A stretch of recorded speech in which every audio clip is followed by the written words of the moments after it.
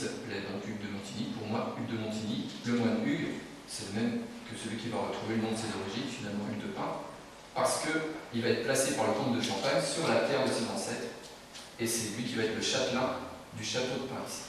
Un château qui sera toujours un château des comtes de Champagne. Il contrôle la Seine, c'est très important. Troyes est au bord de la Seine. Il y a deux grosses forteresses de chaque côté, Pin et Île-aux-Monts. Île-aux-Monts est un promontoire naturel, il n'y a pas besoin de construire de but, il existe déjà.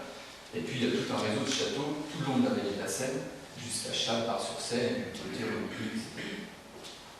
Donc, Hugues de Pin, voilà. Vers 1100, un tournant décisif, première croisade, fondation de Cîteaux, la mort de Hugues de Pin, le premier, c'est-à-dire seigneur de Montigny.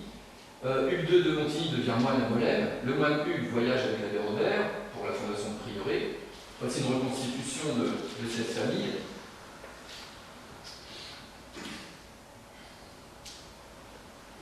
D'après ce que j'ai pu retrouver, je suis la famille de Montigny à peu près jusqu'au XIIIe, XIVe siècle même.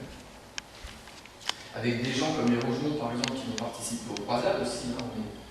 On est parmi des gens vraiment de l'aristocratie de l'époque et qui s'intéressent beaucoup aux choses de Terre Sainte.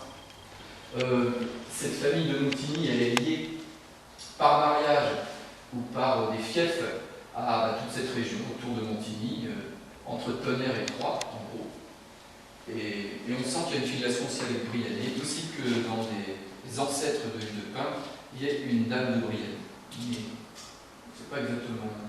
Et puis donc on voit le lien aussi avec Fontenay, qui sera l'abbaye fondée par Saint Bernard plus tard, et puis la famille de Montbard, donc Bernard de Clairvaux.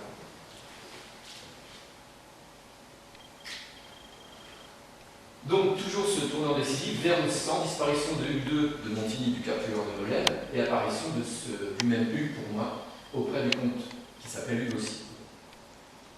Donc Hugues II de Montigny, petit-fils de Hugues Ier de Pin, c'est Hugues II de Pin, le fondateur, qui va être le fondateur des Templiers. Alors justement, la cour de comte de Champagne, on a 4 actes qui mentionnent Hugues de Pin de son vivant. Le dernier, Hugues de Pin était déjà mort. Les 4 actes qu'il mentionne de son vivant, alors le premier, on ne sait pas exactement, c'est peut-être celui qui a été fait vers 1100, parce qu'on ne sait pas sa date, Hugo de Penchis. Le 21 octobre 1100, Hugues de Pens.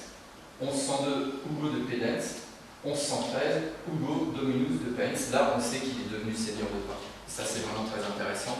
Ce qui fait que, s'il ne l'était pas avant, on ne peut pas en être sûr, il a dû devenir seigneur entre 1100 et 1110. De toute façon, c'est cette fourchette de date qu'il faut tenir, autour des années 1110. Et c'est à ce moment-là qu'il se marie, vraisemblablement, qu'il se remarie donc avec une certaine Élisabeth, dont on trouve la mention en 1170.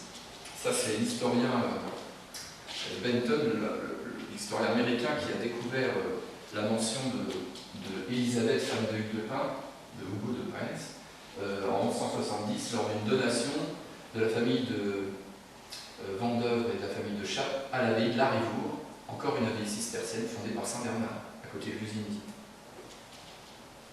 En 1170, Hugues de Pin était mort, mais sa femme vivait encore.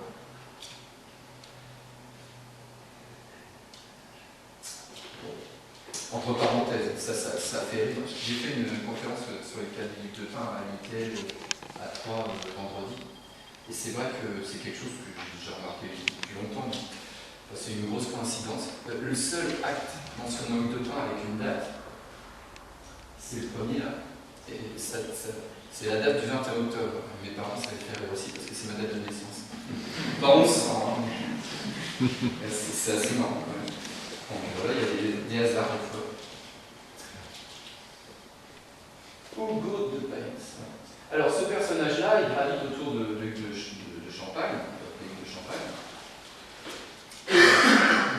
Et dans ces années-là, entre 1100 et 1113, il se passe des choses intéressantes. Entre 1104 et 1107, le comte de Champagne.